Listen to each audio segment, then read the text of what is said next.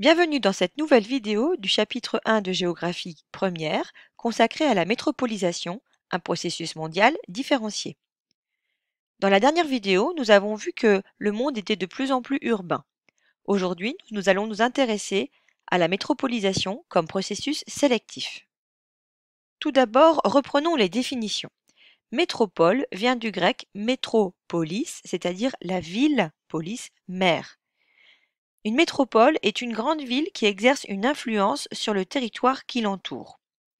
Les métropoles se différencient des mégapoles car le nombre d'habitants n'est pas le seul critère. La métropolisation se définit comme le processus de concentration des activités et des fonctions de commandement dans un nombre limité de grandes villes, appelées métropoles. C'est une conséquence de la mondialisation, c'est-à-dire de la mise en relation des différentes parties du monde par l'intensification des flux. La métropolisation est un processus sélectif qui hiérarchise les territoires.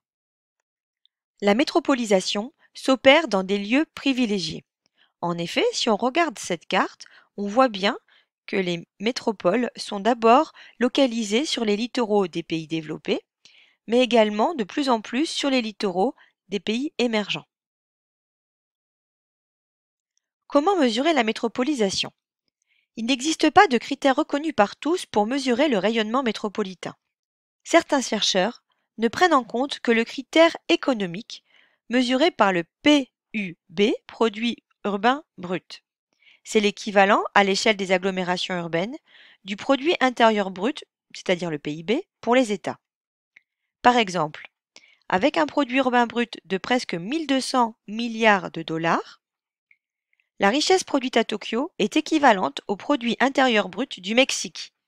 Donc ici, une ville produit autant de richesses qu'un pays tout entier, ce qui placerait cette métropole au rang de la 15e puissance économique mondiale.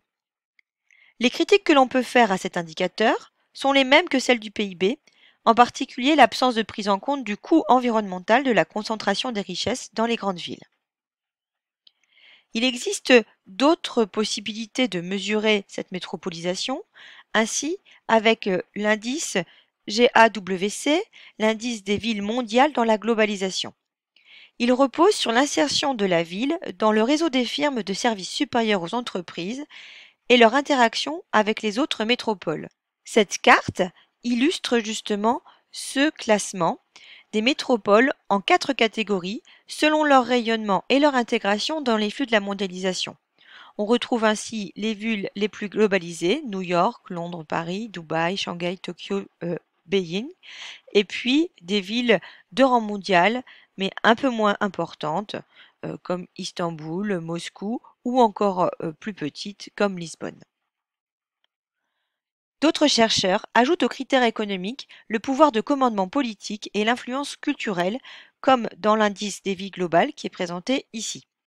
Dans tous les cas, on voit que quels que soient les critères choisis, ce sont toujours les mêmes grandes villes qu'on retrouve en tête du classement, comme par exemple ici New York, qui est en deuxième position ici aussi, et en première ici. Londres, quant à elle, se trouve en 5e position pour la production de richesses, mais en première position pour son interaction avec les autres métropoles, et ici en deuxième pour le Global City Index. Quels que soient les critères choisis, ce sont de bons indices pour donner l'importance de la métropolisation. Les métropoles mondiales ont un certain nombre de grandes fonctions de commandement que nous avons définies à partir du texte de la dernière activité et auxquelles correspondent un certain nombre de paysages. Ainsi, elles ont des fonctions économiques et financières, c'est-à-dire qu'elles ont des sièges sociaux de FTN et d'entreprises du tertiaire supérieur comme les assurances et les banques. Et du coup, on retrouvera des quartiers d'affaires dans ces métropoles. Elles ont également de grandes fonctions politiques. Ce sont les sièges d'institutions d'importance nationale, internationale, comme la Banque européenne à Francfort, ou mondiale, comme l'ONU à New York. Elles ont également des fonctions culturelles. On y retrouvera des universités prestigieuses, des centres de recherche, de grands musées, les sièges des groupes de presse et d'édition. Bref, elles accueillent également aussi les grands événements sportifs et culturels. Ajoutons-y le fait que ces métropoles sont également bien reliées entre elles et au reste du monde par leurs infrastructures de transport et on retrouvera bien sûr les paysages d'autoroutes mais aussi d'aéroports qui sont directement reliés à ces grandes métropoles. Tous ces éléments font que les métropoles sont des lieux attractifs et donc peuplés, ce qui explique leur poids démographique généralement important. Rappelons que la concentration des fonctions de commandement ne dépend pas cependant du nombre d'habitants. Ainsi, plusieurs mégapoles, qui sont bien des villes de plus de 10 millions d'habitants, ne rayonnent pas au-delà de leurs frontières. C'est le cas par exemple de Dhaka au Bangladesh, qui a une aire urbaine de 18 millions d'habitants, mais qui n'a pas de fonction de commandement puisqu'elle ne rayonne pas en dehors de son territoire national. Ce n'est donc pas une grande métropole mondiale. À l'inverse, Genève, en Suisse, peut être qualifiée de métropole grâce à ses activités de décision dans le domaine de la diplomatie, de la coopération internationale et à l'importance de son secteur bancaire.